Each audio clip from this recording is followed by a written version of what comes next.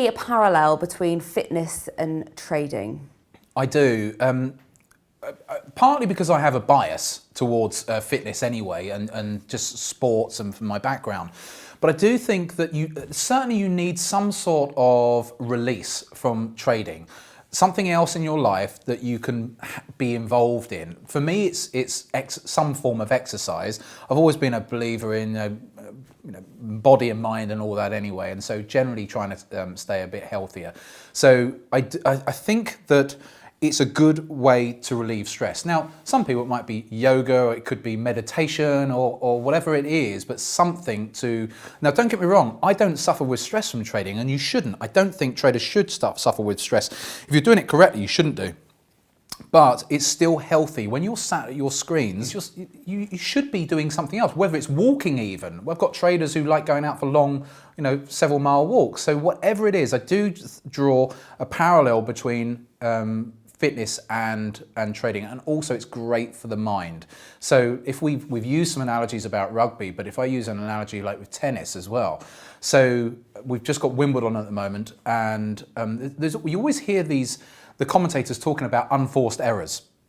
And when two tennis players are playing each other, how one all of a sudden can just go off the boil, and it's just that they've lost concentration really, and all of a sudden they start having these unforced errors. They might have the opposite player might be over on that side of the court. All they've got to do is hit the ball down that way, and it goes smashing straight into the net, or it still misses. Unforced errors. We saw Djokovic doing that recently, just last week.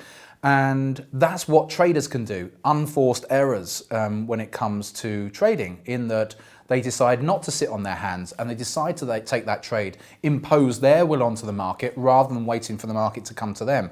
Those are unforced errors. I think if you can have that release, like by doing sport, exercise, whether it's walking, whatever it might be, then you're much more likely to approach trading with a good mindset, and not suffer with those unforced errors like you can get in other sports. When things aren't going so well, what do you do to unwind?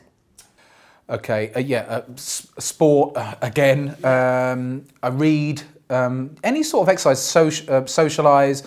So again, I don't do these things to unwind from when things aren't going well, because I don't really differentiate. I'm just trading. And I know, I've been around for long enough to know that I'll have these cycles. If I'm going through a small cycle where the trading's not quite working out, it's just a cycle. I don't even see it as necessarily a bad thing. It's actually, you learn a lot when you're coming through a drawdown period. So I don't quite see it that way, but certainly in life, I think it's important that if you spend a lot of your time in front of screens, to have those periods where you are out and about. Like I said, we talked about water skiing earlier on in the summer months, or it might be skydiving, or might be doing CrossFit, or going to the gym, running, whatever it might be.